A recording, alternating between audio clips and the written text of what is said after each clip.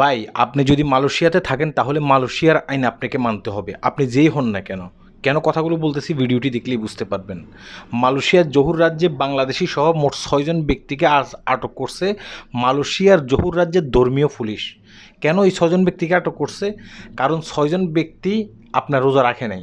রোজা না রেখে তারা কী করতেছে, প্রকাশ্যে এসে আপনার চায়ের দোকানের ভিতরে বসে তারা সেখানে কেউ চা খাচ্ছে, কেউ দেখা গেছে কি ভাত খাচ্ছে, কেউ খিচুড়ি খাচ্ছে, মানে নানান জিনিস খাচ্ছে আর কি। তখন সেখান থেকে আমাদের বাংলাদেশি 2জন ব্যক্তিকে আটক করছে, আর 7জন ব্যক্তি হচ্ছে মালয়েশিয়ান। বাংলাদেশি যে 2জন ব্যক্তিকে আটক করছে তাদের একজনকে জিজ্ঞাসা করছে যে আপনি রোজা রাখেন নাই কেন? তখন সে বলতেছে যে আমি কাজ করতে করতে হাঁফিয়ে গেছি, এই কারণে রোজা রাখিনি। ঠিক আছে, সে এই উত্তরটা দিছে, কিন্তু এই উত্তরটা মালয়েশিয়ান যে ধর্মীয় পুলিশ আছে সেই ধর্মীয় পুলিশের যথাযথ উত্তর মনে হয়নি, এই কারণে তাকে গ্রেপ্তার করছে। অর্থাৎ আমাদের বাংলাদেশি 2জনকে গ্রেপ্তার করছে। আর এক জায়গায় থেকে মালয়েশিয়ান আরেকজন ব্যক্তিকে আটক করছে, সেই ব্যক্তিকে জিজ্ঞাসা করছে আপনি রোজা রাখেন না কেন? সে বলতেছে আমার ফুসফুসে সমস্যা আছে, এই কারণে আমি রোজা রাখিনি। তো সে কিন্তু যথাযথভাবে তার যে ফুসফুসে সমস্যা আছে এই ধরনের কোনো কাগজপত্র সে দেখাইতে পারে নাই, এই কারণে তাকেও আটক করছে। অর্থাৎ আমি আজ থেকে কয়েকদিন আগে এই ধরনের একটা ভিডিও করছি, আমি বলছিলাম যে এটা আমাদের বাংলাদেশের মতো নয়।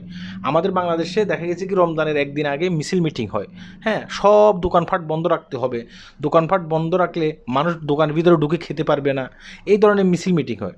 আর এই কারণে দেখা গেছে কি যারা বিধর্মীয় মানুষ আছে, মানে মুসলিম ধর্ম নয় অন্য ধর্মের মানুষ আছে, তারা কিন্তু বিপাকে পড়ে যায়। তাই বাংলাদেশের দোকানপাট এভাবে বন্ধ রাখা যাবে না। হ্যাঁ, কোনো মুসলিম ব্যক্তি যদি কোনো হোটেলে ঢুকে খাওয়ার জন্য, সেখানে দেখা গেছে কি তাকে পুলিশ গ্রেপ্তার করতে পারে, কিংবা দোকান যে মালিক আছে দোকান মালিক তাকে বলবে যে আমি আপনার কাছে খানা বিক্রি করবো না। এনাফ, এটা হচ্ছে এনাফ। আজকে দেখেন মালয়েশিয়াতে কিন্তু সকল দোকানপাটগুলো খোলা থাকে, সকল দোকানপাটগুলো খোলা থাকে। যারা বিধর্মীয় লোক আছে তারা কি করে, ওইসব দোকানে গিয়ে খায়।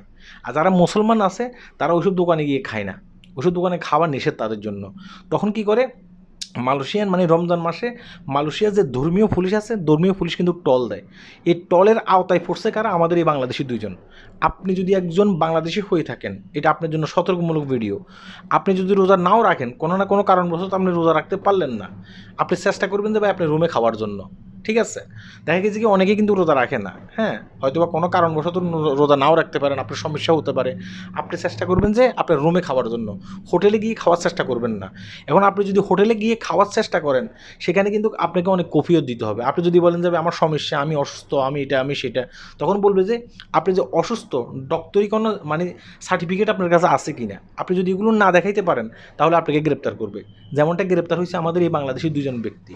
তাই এটা সবসময় সতর্ক থাকবেন যে মালয়েশিয়া হচ্ছে একটা মুসলিম কান্ট্রি। এখানে যখন রমজান চলাকালীন আপনি একটা হোটেলে ঢুকে প্রকাশ্যে আপনি খেতে পারেন না। ঠিক আছে, এখানে মালয়েশিয়ান যারা আপনার এই যে মানে বিধর্মী লোকজন আছে, চায়না আছে, তারপর তামিল আছে, বৌদ্ধ আছে, তারা খেতে পারবে। মালয়েশিয়ান স্থানীয় মুসলিম মানুষও কিন্তু খেতে পারবে না, এটা সম্পূর্ণ নিষেধ। এটা একটা সতর্কমূলক ভিডিও। আপনার কাছে যদি মনে হয় যে এটা শেয়ার করার দরকার, অন্য অন্য প্রবাসী ভাই যারা আছে তাদেরকে একটু দেখানোর দরকার মালয়েশিয়ান দোকানে ঢুকে এভাবে খাওয়া যায় না, তাহলে ভিডিওটি আপনি শেয়ার করতে পারেন। আল্লাহ হাফেজ।